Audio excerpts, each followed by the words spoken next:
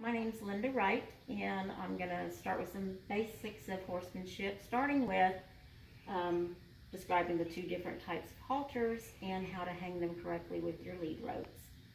And this is within mind that we're going to be working with horses in therapeutic programs and working with volunteers. So Steve, for one, we have a Spanish audience as well. He's going to translate in Spanish for me. And then after the demonstration, he's going to be our volunteer to see if he learned what I'm teaching. Learn what you're teaching. To see if I'm teaching well. If he's not learning it, it's my fault. Okay. So, to start with, so there's what, the two different types of halters and how to hang them, and the why do we hang them this way, and then we'll go through the how. So, I'm going to start with the why, because why to hang them in a nice orderly fashion. I'll show you the why not to. Of course, I've straightened this one out by now, but this is not mine. I didn't hang this. Somebody hung it up and had the end of the lead rope stuck through. So anyway, when you come to get your halter and lead rope, sometimes when it hasn't been hung up in an orderly fashion, for one, which rope goes with this halter? Okay, not that one. And for two, is the lead rope is through the halter. It's all tangled up. And the halter itself, well, it did. I've straightened it now. Oh, no, it has a twist in it. So this needs to be, see how that's under there? This needs to be straightened out, but I'm not going to do it. That's why you don't hang them without a system.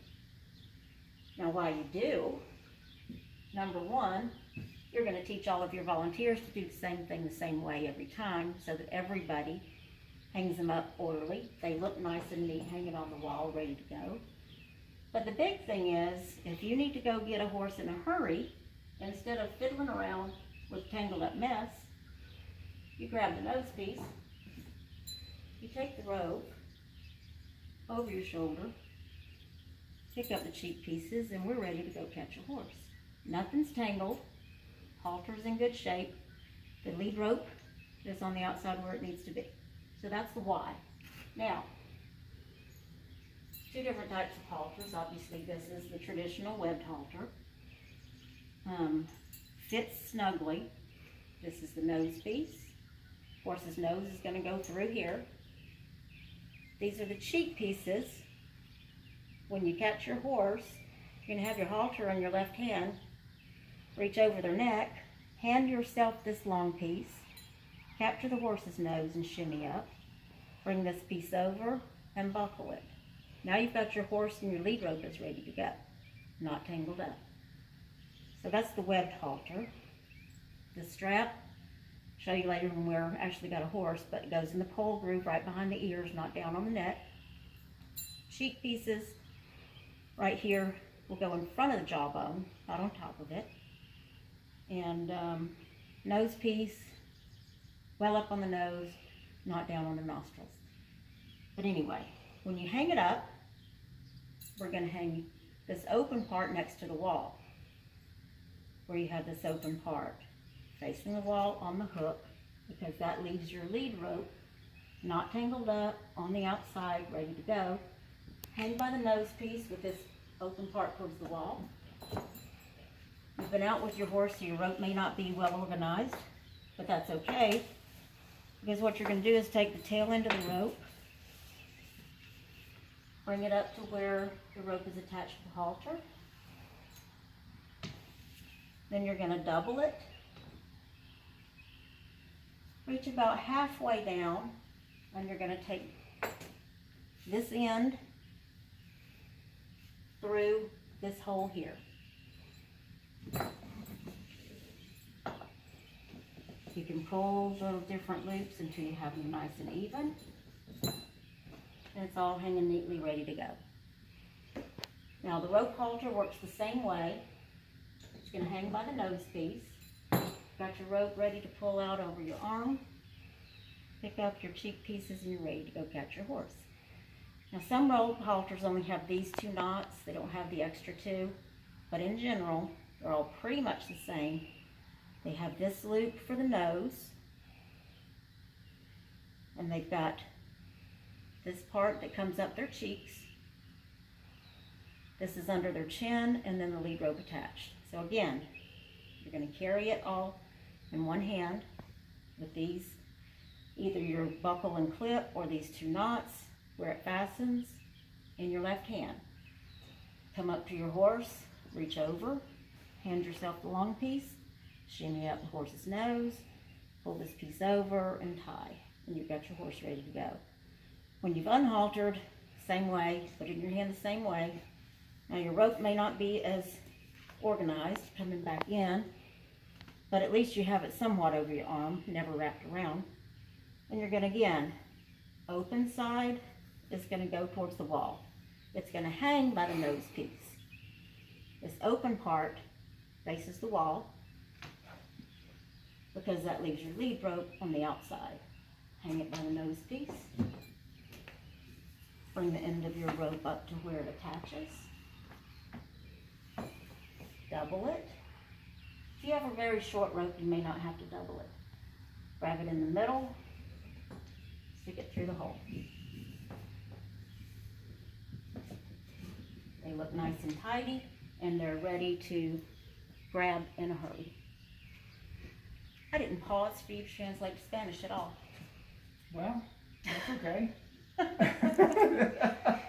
We can do it now, or tell you what, you're my volunteer, so you're going to demonstrate that you understood everything, the why and how. Yeah, okay. So explain to people in Spanish what you're doing as you go through the same steps. Okay.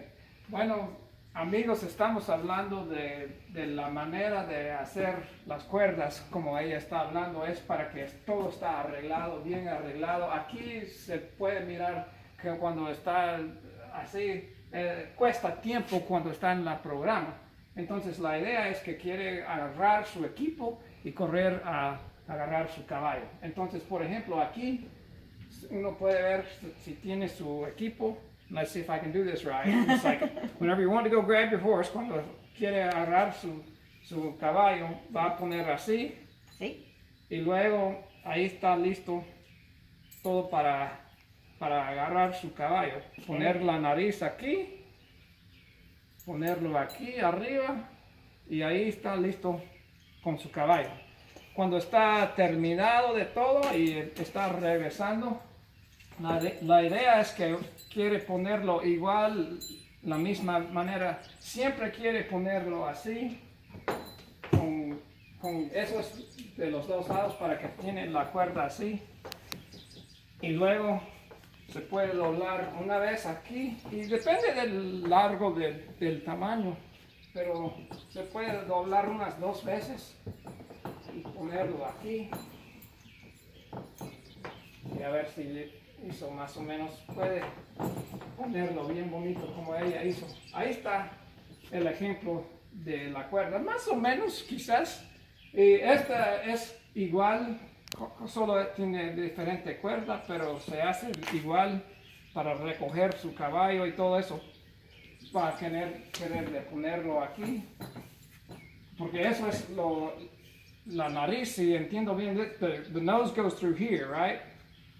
Y cuando está poniendo con su caballo, aunque yo hizo un poco mal, I did it a little bit bad, because this should have been on my arm whenever I'm going to get, because it's going to, eso sería un problema si yo estuve así. That's a no-no. Eso es algo malo. Bueno. No bueno.